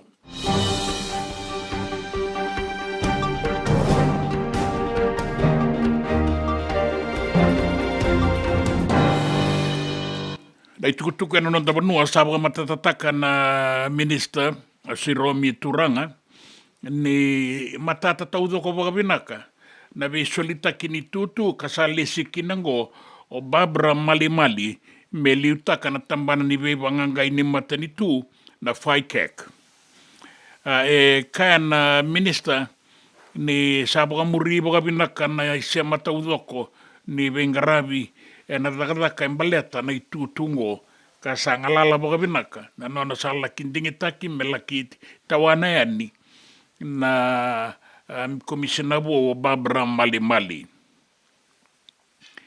Kana minister ni sabagan data kina o Mali ni sarawata na itutu ya ka sabagan muri boga mi binaka boga matay lalay na non ratu dhaka na Judicial Services Commission ka ratonda uvelesi e na iwa sala ni presidendi e kani rarawa ni ala ki besu talema yo malimali ne matainga ni singa e ala ki te kabu dhaka kena na fai kek ka o turanga ni nona bengarabi na ibuke ni commissioner ni fai keke liu o Francis Pulewai e asulia kina na kaukua mela ki wangangai na bengarabi ke na ilesilesingo de rawa ni wandondonu takimai na ilesilesi na malimali ni sandingi taki o tikina.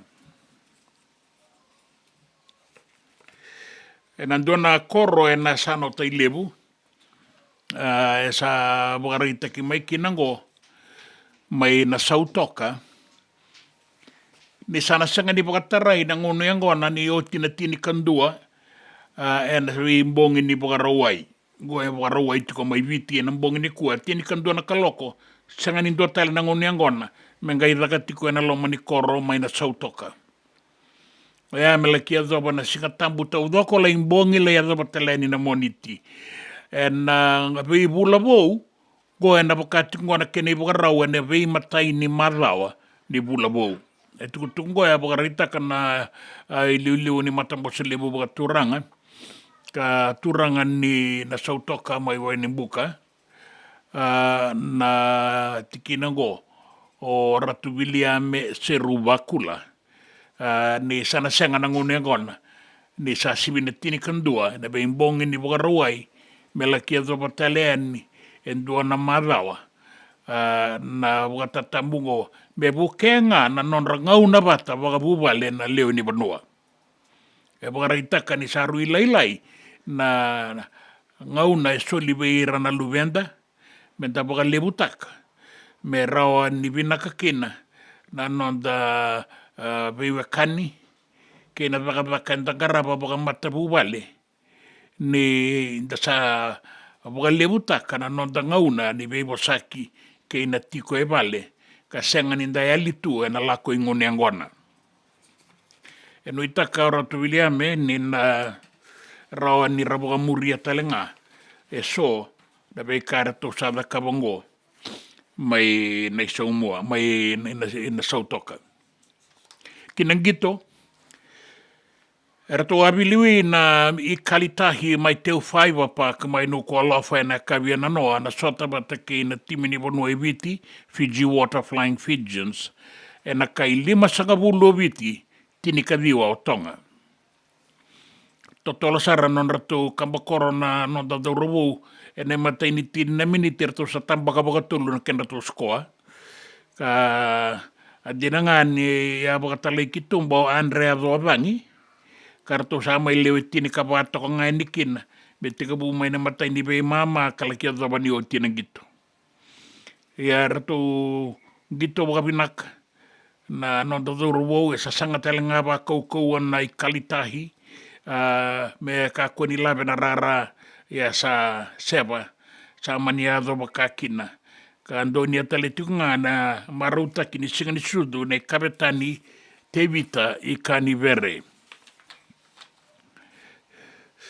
O na imbili watu ni solo na marama ka laki matatai kenda tikongo na non rangito sota nangito na bebenga tha na Paralympics mai varanise sa boroka endua na isau-sau nangito na Oceania na nona viritaka na kambi na diwa poindin 2 diwa na mita na maramango na itiko pumandangani ang bakingo rawata kina na koula na nora sota na marama na iwase-wase ningitongo karawata kina bitu sangabulu kabintu poindi bitu 5 na poindi na HFC Bank Stadium e Suba.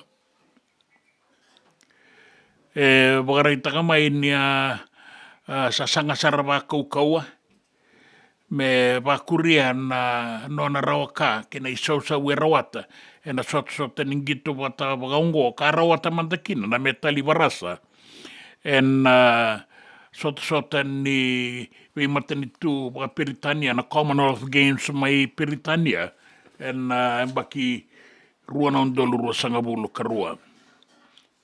Kira biasa ibura-bura. Sana tika wubele wa itiko ni kuwa na luwe Joe Biden na president di mai mereke o Hunter Biden. Nembeta kini alevea na saumini nona ibukadabadaba.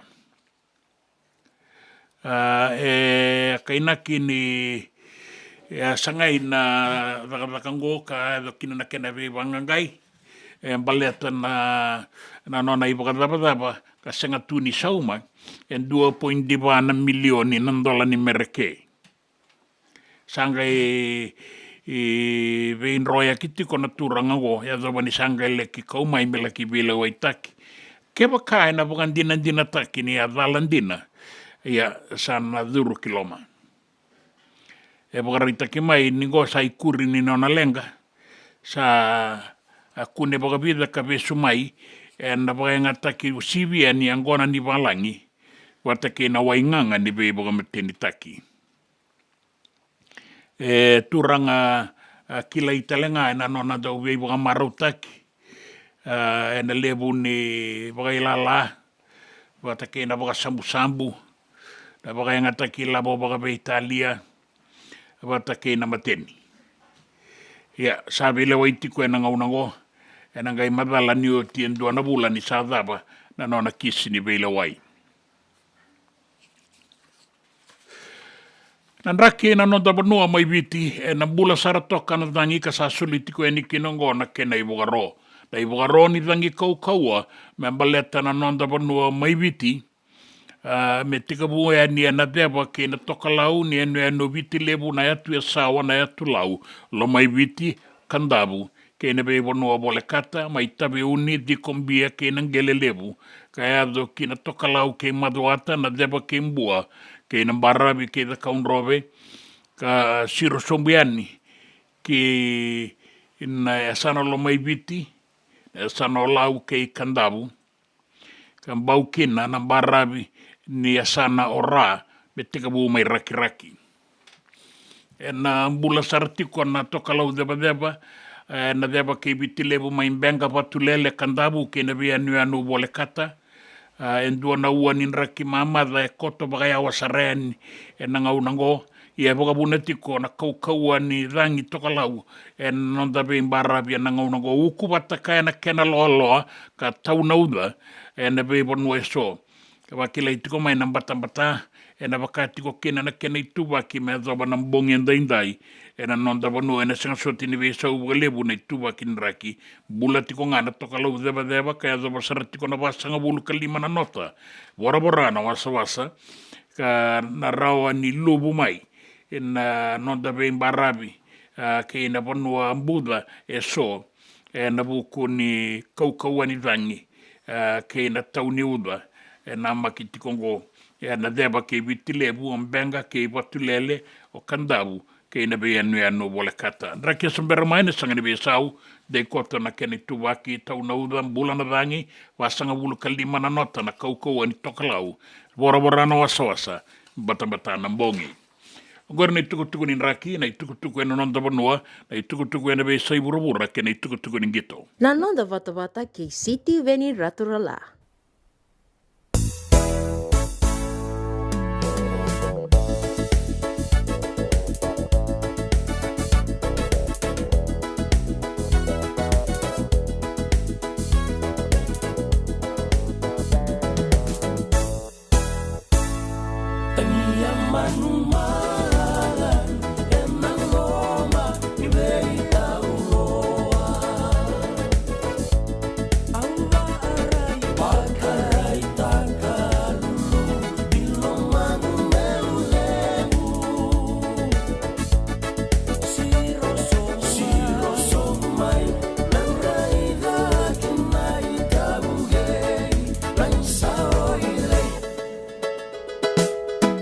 Sabolai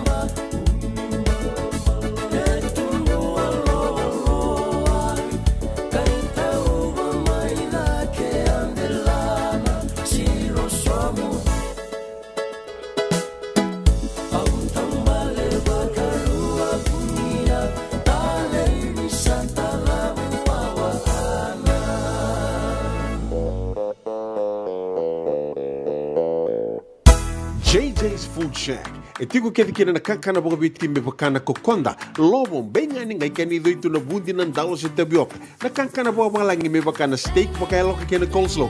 Wee! Na kari toa sa wadha badina na keni kana.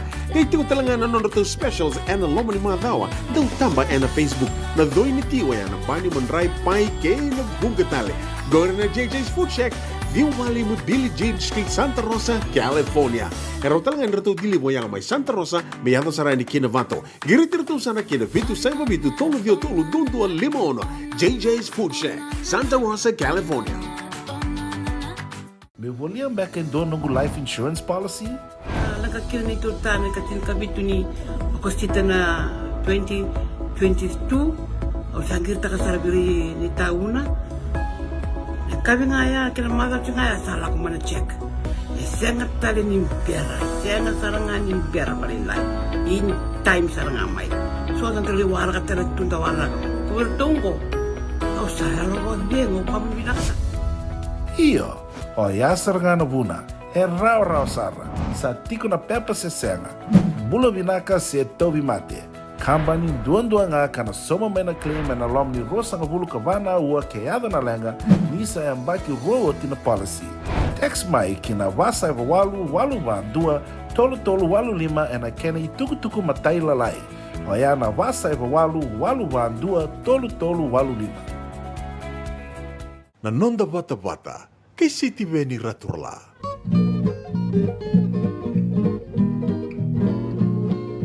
Baravini korone nau Mai butu katuongo koiau Luku bulangai rangi minaka Mata lau nindarai kiwasa-wasa Sanong toroni wasurui totoka Bei wale tuwa kiwa kamangosa Toka lau eliwa batuna tomba Isana tewa saiko amboroya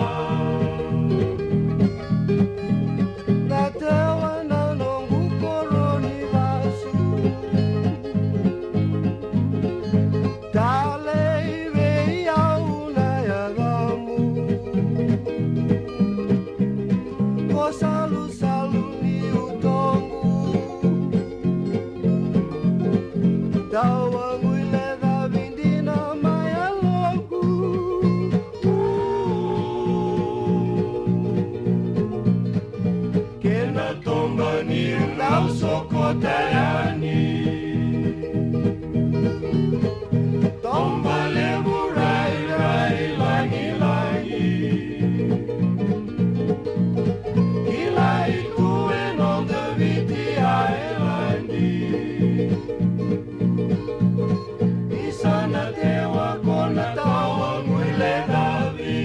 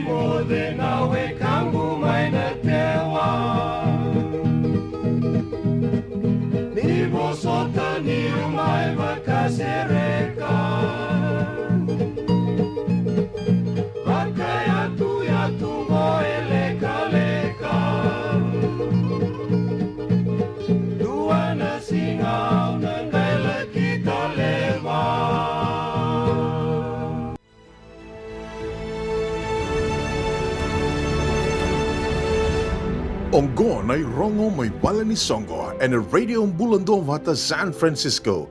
Mekauti kanda vata mai. Kasongo ni bugana nomi ni ang bakin rau kay Ratu Kandabulebu and ay katini katulu ni Singa ya ena madawa katumai. Ano itakin in rau ni ado ya nikina teka buti ko na songo na lima na kaloko na doba sarati ko ya ni natini kandua. De sa sureti kina na bulioti kina weka ni kornibuli moninga ingoleti ko ya nikina Santa Rosa. Na ibukana numi ni tungalala KVT na Fiji Day ruana undolo ruasanga bulkama erato na didi bagatiko na Ono Foundation USA. Era bukarumbuka kena bukarua ni katini kandua kena katini karua ni Okotoba na Sonoma County Fairgrounds, Santa Rosa, California. Sebotiko na stall ya bitu na raunan dolan dua ni gaibe tartarani na email fijidayusa@yahoo.com moni bangan data kaya nikina na nomoni bola sa raw na kene sa sabi nakasara mi sa umiani me rawan ni bangan data kikina na songo enda nangoleti ko nikina suba na singamoniti na yado kina ndo na tayambe na loma ni korturanga mai suba me teka buani na flea market na lakitaba kina Albert Park rasana tiko mai kina na turanga kei na marama era sureti merati ko me bana numikina na mbakin rau ke Ratu Kandabulebu Kandabulangin do kaikina na Prime Minister o Sitiveni Rambuka ya mai singa moniti na marda ondua na kena marau tiko mai viti na kor turanga isuba teka bue na singa moniti ngori na irongo ena bala ni songo Na nonda bata kay Sitiveni Raturala.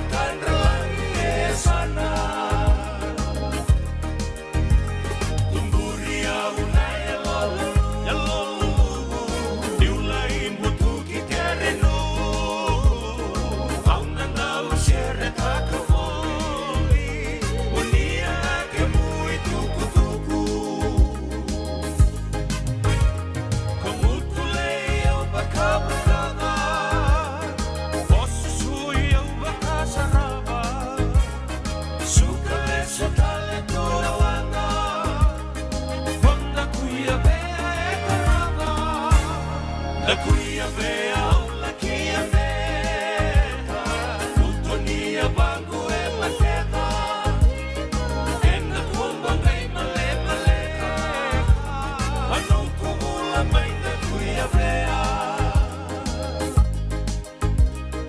Ena kumba ngai male male Ano kumula mai na kuia vea Senga dina ni karaurawa na daka kekiva. Ia endona kainda wipu ke kawaka mamanta taka tuna bengaravi o ia ke tuna kenda to kakana. Na ika, na dalo, na bisikete, na reo bata, na sunbells e tinimbulu makau. O kenda tona senga tiko nindraiva se senga ni waka motoka kanda o drena na tutu beto seki. Erto satu wakarau na Divine Pacific Food Mart mai Sacramento merto talaveani na nungni boli-boli. Rawa Sara. We tartarngayani na taliboni diwan 21 saivarua merto bakarotaka katalada mai na nungni boli-boli ena kena ngona totolo tua. Divine Pacific Food Mart, Viturua Viwawalu Franklin Boulevard, Sacramento, California. Namba di taliboni diwan 21 saivarua. Erto ngarap talangan kena lewak suburi ani nanomu yaya. Mai na nonderto stoa kena nomu mate ni katumba. Dendram beka nangola ni kibal ni lo tena buku ni oso pakadadaka. Sen drakin-drakitan beka na itos-tos nimbula. Kuo ni lenga sinui gawa-gawa. Nana magi mai kena programo warotaki. Mai vera tau na New Methodist Christian Fellowship USA. Nongu chisu, nongu banua. Rua vena bima manione na kabini buku lulu bei Kemundo e California. Bima mani dua na singilewu ni lotu lewu bei Kemundo e Viti. And a radio bulando wata San Francisco. Me kauti kanda wata mai. Ena muna ngau na nalewa ni nondo soso enda sa senga sarangan nikla na dabu menda baka talau taka buka singi lewu taka siapa kaya kapitan. Neka kuni lo malenga. Sa tipin dono munua erau ni buka tingu ikimuni. Waya na JJ's Food Shack, Santa Rosa, California. Na wei matanggali kaka na jibgina. Mebaka na karitua, waraisi. Na lobo, palusami na buwaka na kaiwa soso na dalo na toa na kukonda baingani kena gamure. Na kaka na buwa malang mebaka na steak. Gai wakaya loka, tabio ka kena kouslo surua. O tatni. Kailango pata na kena pie na mbani kay na manray. Oya na JJ's Food Shack, Santa Rosa, California. E rosarangan no direct message virto giringa kina zibitu sa ibabitu. Tolo dio tolo duon limono. Se nga wale sarang ali tumiko may nanomota e na dio maluma Billy Street, oya e Santa Rosa, California. E raw talaga ni rito ulit dilibot ka na nagkemo katalawa sing lebo sa mga kabi ya may Santa Rosa, Kinavato. JJ's Food Shack, Santa Rosa, California. Nanonda wata kay City Veni Raturala. Tabagarorong talaman dabe na italatala Lal Mohammed. And be kaira ni Laura ka kenda and singalewu inday. Darong da tau manda toka na itutubi me wawa manda o ira nandanga sinilo tunga do solinga ni tutubi ni sa dengu na dakadaka ya ke baka seado tiko senga lako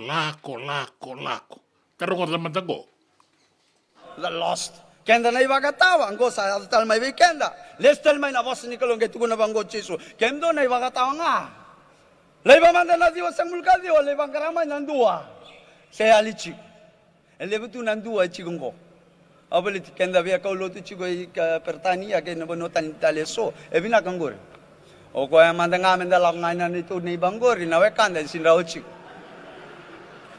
amale kanan renre sinrao la ko chi sinrao chi na e ana lost imagine our church today. We are not going out, my friends. Then we cry salele man ito ramgo willy. Our census has gone down, the Methodist Church. May bida 200,000. Ngono kila chigo 200,000. Angge lutu chigo mai angge bida ko 192,000. Oh, tamani. Ala ko ibe. Kaya bangangan do na ser ni wolele mo angwe. Nai bakatawara more than no. Sin more than no. More than no. Gebagab. Si Piera, sesetu. Abuna Wesley indo na Ruana Bula South. Ang gabuna uchu angka. Nalabna serle bungo na bakatawara more than no na si Piera. Sesenong itu da gendo siang atal-tala. Ora si Piera more than no na bakatawa sesetu. Sakandi na be kaya Asesenga na ibakatawa sa amwa de renasip. Dabi sotang manangani serengo. Amen. Amen. Me besau. Era mo de tu nasipi se tu na ibakatawa. Nabaga pinaka lebu be Reverend Langal Mohammed pinaka lebu na tartala na namuni daw na singa lebu en dai di baga danga utiko nanon ta pata en radio bulan do bata en singa lebu en dai St. Francisco di kauti kenda bata mai.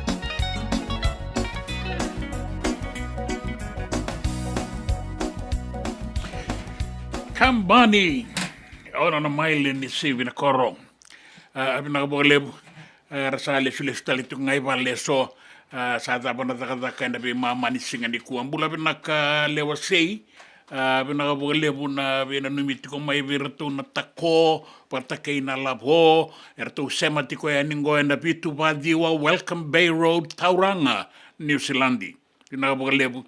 Lesi Wong, nang budang-budang nganggo na tembara pinakapagalebu kaya muni, randoto ka na iba kasi nga lebu rin-riba nga tagtingwarin doon na numiti ko yan na seret tarabango. Lesi Wong, pinakapagalebu na bay tara-tara tiko may, tawake wang gambada, tola pinakapagalebu na pingwarabi, pinakapagalebu tawake wang nuino pinakanamuha ni madongo, kay Daniel Totokanayadongo. Daniel Kune Kalungata.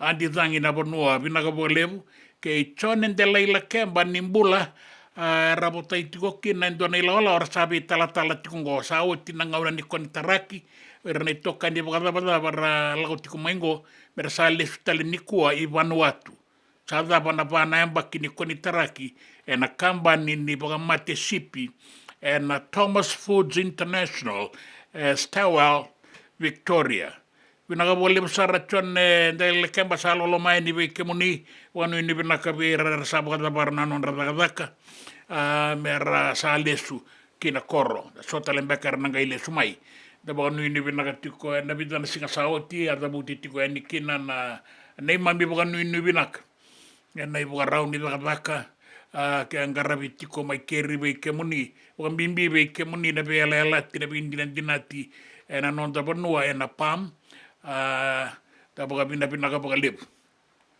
na Pacific Australian Labour Mobility Scheme labiti da kitiko mai sona kundru sanu itake ni na rauninga rabi moni marauta kana no moni tiko mai keri pinaka bole besar na sema tiko mai de singa lebu indai anda nanga ibu rongo tiko en undu tangani tuku en non da banua ni voi tini kelima na miniti merua anda na rongo da tumanda na tuku mai na tamba da kanio visa kana oti anda sana ngai tatau da be tatau na kitale se visa unan rakibiti anda boga nu ne binaka tiko en barabi Enrico bula binaka bole buna bengarabi ke Samuela Saukuru dola bina na bole buna sema tiko mai de singa lebu indai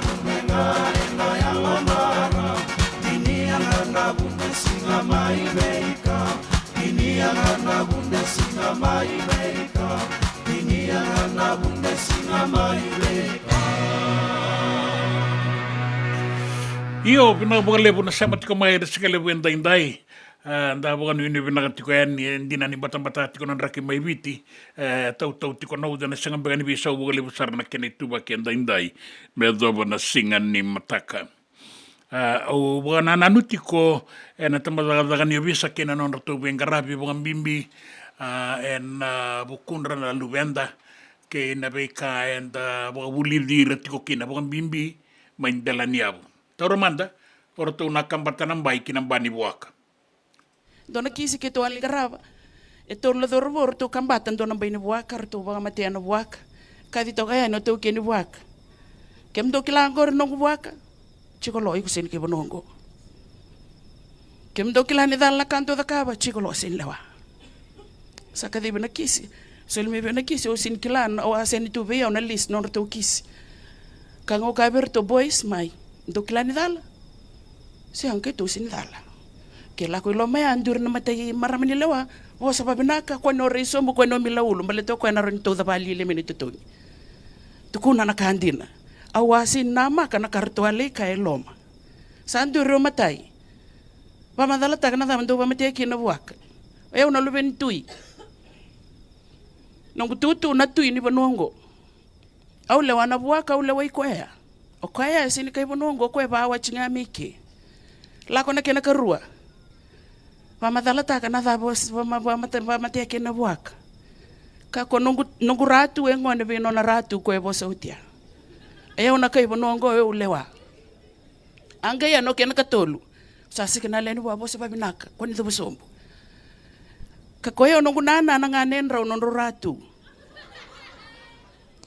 Oyo basutura ngai korongo. Kena balambale ana ka ke de utara e warindu era no bosa kina. Na lawa e didi ngano na didi. Law is law. Ni taraba ka taonde done ndone yaya se ni nomu. Rachaji tu kina ngona lubenda. Offense of theft takes and carries away without the owner's consent 9 to 15 years imprisonment. Te tona kina be kenda to ya na singo ya na to yang ga tau be tui. Be liu ni abusa. Balete ni aware ni babu lider to ke o tu ranga mo baka tu ranga. Tu ranga ore ni tuku ni koya, ore ni to ka. Tu ranga e marro na tamata bulangi e marro na yau ni banua. Na babu bulia ya na non do dono ngone me baka bulidi baka do dono. En rauti ko nando dono ni ngone. E senga ni ndua na non nando dono tu ki o ko me lawai ko bate ko ya. O ko ni dhuri na matamaten ko rivuli align his hundreds of rights to the 100 school rules.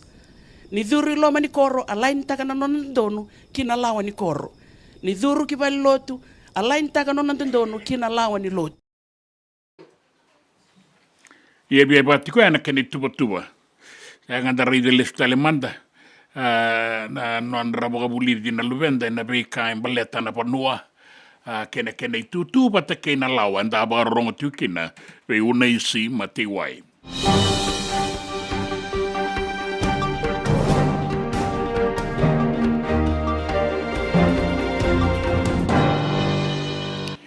E ulutanga ni tukutuku e wandei taki mai ni sa taurana i tutu waka commissioner ni tambana ni vei wangangai ni matani tuna FICAC o Barbara Malimali ka sa muri waka vinaka taudoko saranga na ngada ni vengarabi me lesi kinendua kina i tutu ea.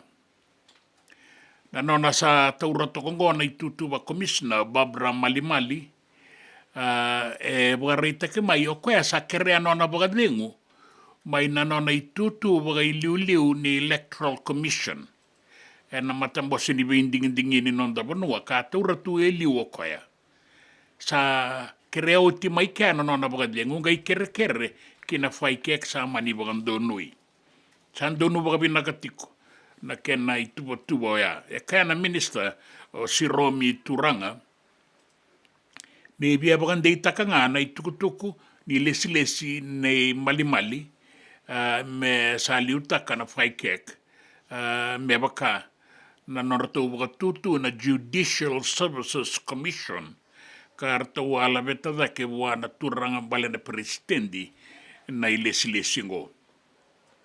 E kani rarawa nia mai vestu o Malimali ane matai ngani singa ka tika buda ka kina na nona vale ni bola.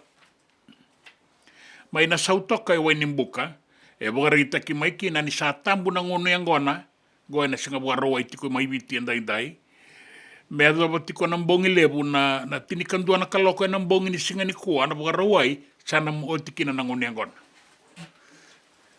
Mea dhawa saratiko ni na singa tambu tau doko e na be bula bou e na matai ni madhawa ni be bula na be singa tau doko na matai ni madhawa e na sanga kina na ngoni angona.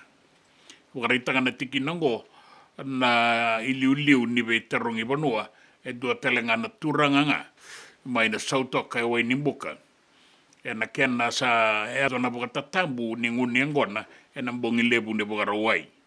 Ka buka raita ka mea rani buka lebu takikina na nonda tiko e vale. Na turanga kei na marama wata kei rana lubenra mera tiko buka matabu vale. Mera kakua ni veito soeki. Baleta ni bunga na ngauna e reali mai vale e na nguni angona. Alaki a dhabaya ni na singatambu. Iongo me sa baka tambu ina nguni angona ni singatambu me rao ni da tiko kina baka malu ai vale ke ira nonda lewe ni bu vale. E nangito e anganga na nonda timi na Fiji Water Flying Fijians e na nonda usota ke ina ikalitahi mai Teo Fiber Park mai nuku alofa e na kavia na noa. Na kai 5 viti ke tini kadiwa na ikalitahi ni tonga. Era tua rawa kai baka totolo sara na nonda robo e na matenga ni tini na miniti. Era tu tambaka rawa kina na kai e vida na robo e lia dhana kai vata. Iosefo Masi e rua o melindera na langi vata ke ini a tambua bou. E baka rita ki mai ni baka talai ki tumba o e Andrea Dwavangi. Vera tu na ia tu e muri. Karato sa mani lewe tini kabanga na baka dabara nang gitongo mai tonga vera tu na nonda daurabo. E baka rita ki mai e na itukutuku ni nraki e na nonda vanua ke ina vea sai vuravura. Ni ndei koto na ituvaki ni nraki wata kena i bogaro sa solioti tiko ea ni membaleta na nonda vanua mai viti. Soli tiko ea ni ngona i bogaro ni vangi kaukaua membaleta na barabi ni vewa kena toka lau ke viti lebu e atu e sawa na atu lau olo mai viti o kandabu kena vei vanua bole kata na vei anu bole kati tabe uni mai dikombia wata kena ngele lebu en toka lau ke maduata na vewa ke mbua na barabi ke ina sanora mai rakiraki e na barabi telenga ke da kaunrobe e bogari taki mai ni ndei kotokina na i bogaroni vangi kaukaua me baleta na barabi taudoko e na deba ke vitilebu o ka kina o mbenga ke watulele o kandabu ke na vea anu bole kata. Me doa wana bongi lebu e ndaindai e na sangani vea saunan rake na taubanga una na udua na uku na loa mbula saratoka na taukalau ka tatamba e na sonanga una ki na vasanga bulu ka 5 na nota. E na vea bonua sa dhabuti tiko e ni kinango e na e dhova saratiko na vasanga bulu ka 5 na kilomita 2 na aua na kaukau ni dhangi tokalau deva. Ki na vea bonua tale so e na sangani vea saunan raki. Koe nganan rake na dono magati koe ani andaindai e na dono magitale na singani mataka mbula na dhangi bora-borana wasa-wasa bata-bata mbongi. Gori kemni na turanga kei na marama na itukutuku e na nonda vanua na itukutuku ni ngito na itukutuku ni nraki ke na itukutuku e na via sai bora-bora. Na nonda bata-bata kei City Veni Raturla.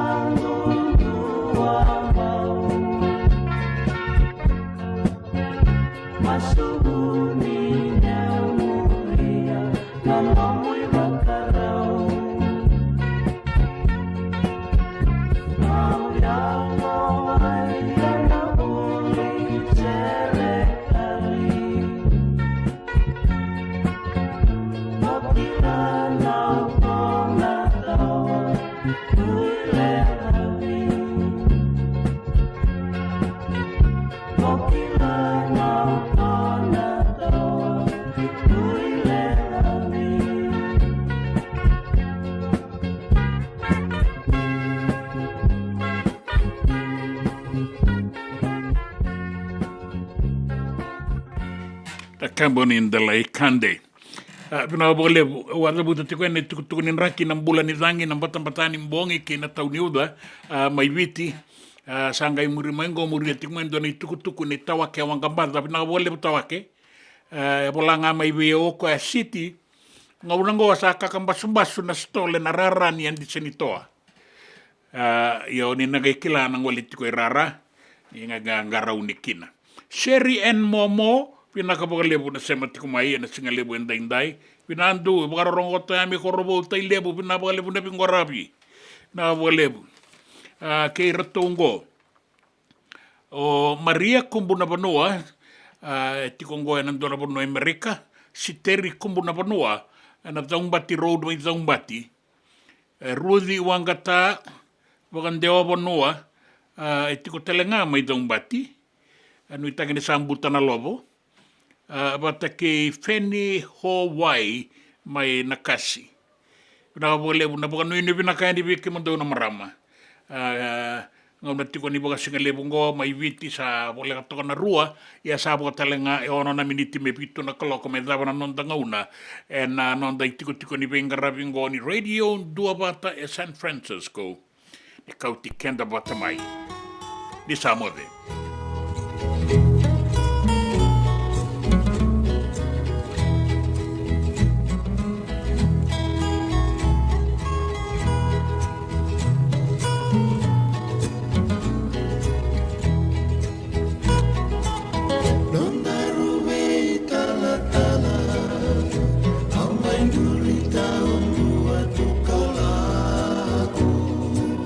Bikaya utara rawa,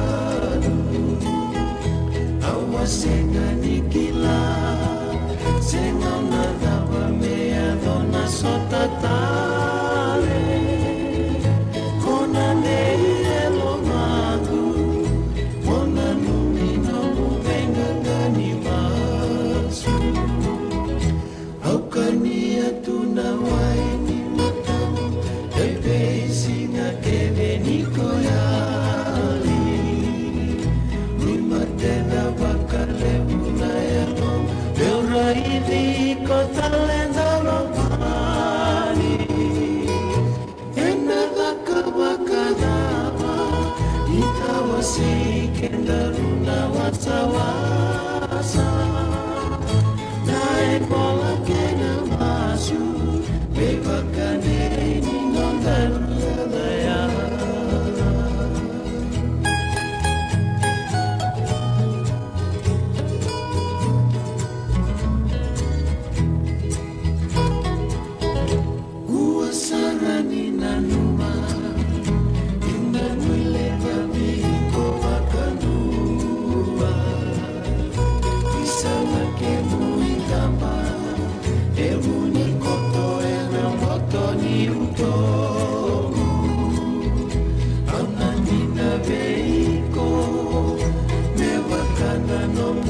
Sanita tahu moya lobina kasana buana nilai nilai tabia aukania tunawai ni matamu eve singa keve niko yali lui matena makale buna yalo beuraidi kontale noloba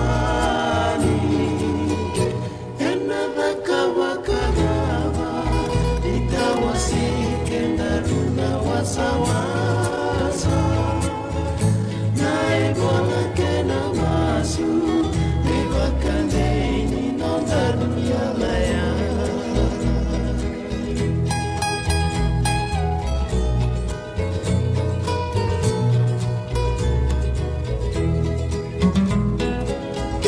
Nona dawa sarameka sadayalo nabei kuneta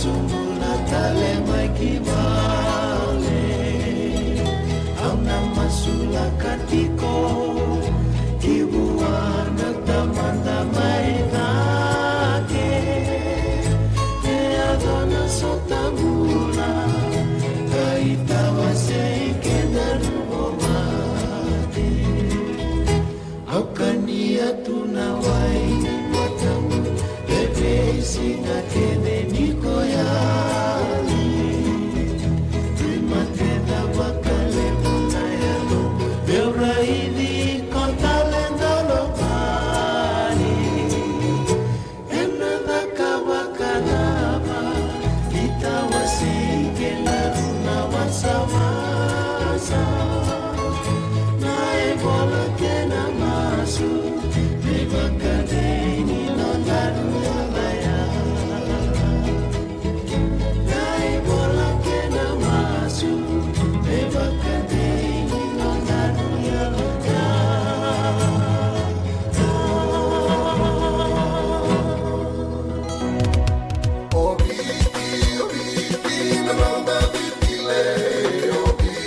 Nanda Wata Wata ki City Veni Raturala and a radio Mbulan Dua Wata, San Francisco. Me Kochi Kenda Watabai.